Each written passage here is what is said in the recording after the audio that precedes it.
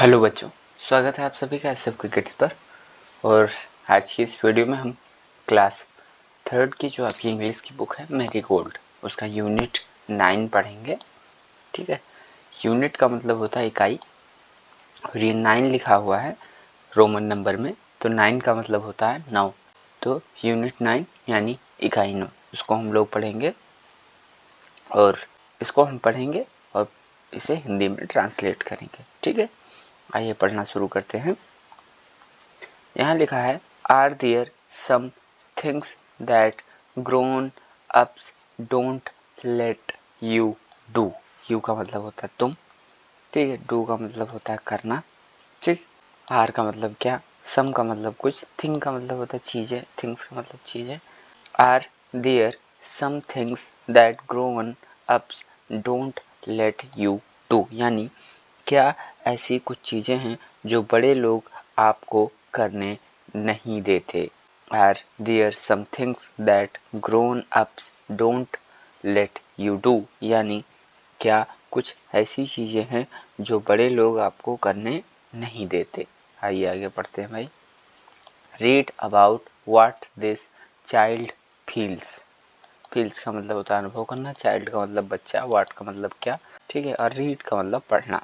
ठीक है, read about what this child feels, यानी यह बच्चा क्या महसूस करता है इसके बारे में पढ़ें। Read about what this child feels, यह बच्चा क्या महसूस करता है इसके बारे में पढ़ें। आगे है, ये एक पोएम है, तो इस पोएम का टाइटल है डोंट टेल। ठीक है, डोंट टेल, टेल का मतलब होता है बताना। डोंट टेल, डोंट टेल का मतलब हो गया मत बताओ। ठीक है, डोंट टेल मत बताओ।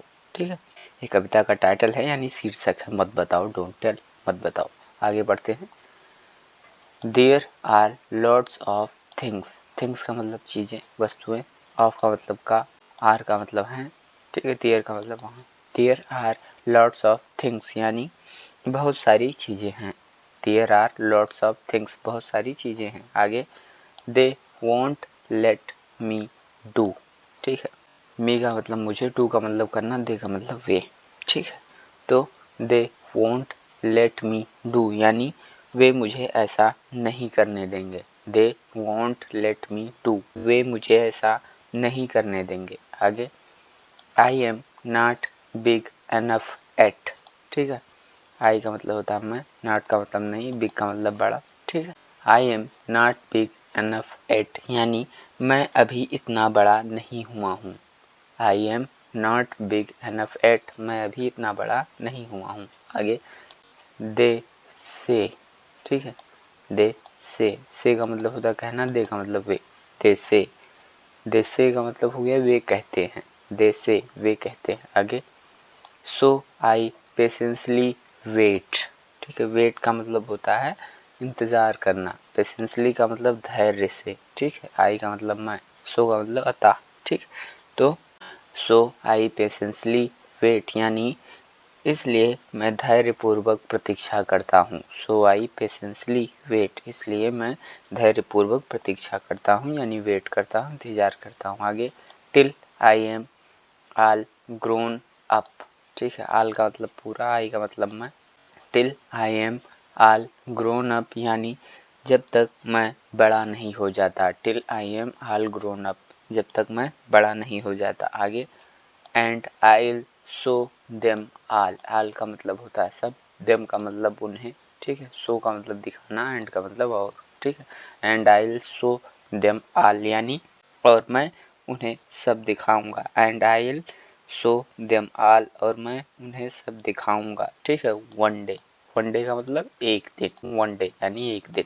ठीक, आगे, I could show them now. Now का मतलब होता है देम का मतलब उन्हें, शो का मतलब दिखाना, आई का मतलब मैं। I could show them now, यानी मैं अब उन्हें दिखा सकता हूँ। I could show them now, मैं अब उन्हें दिखा सकता हूँ। I could show them now, मैं अब उन्हें दिखा सकता हूँ। आगे, if they gave me the chance. Chance का मतलब मौका होता है, मी का मतलब मुझे, और दे का मतलब वे, इफ का मतलब यदि।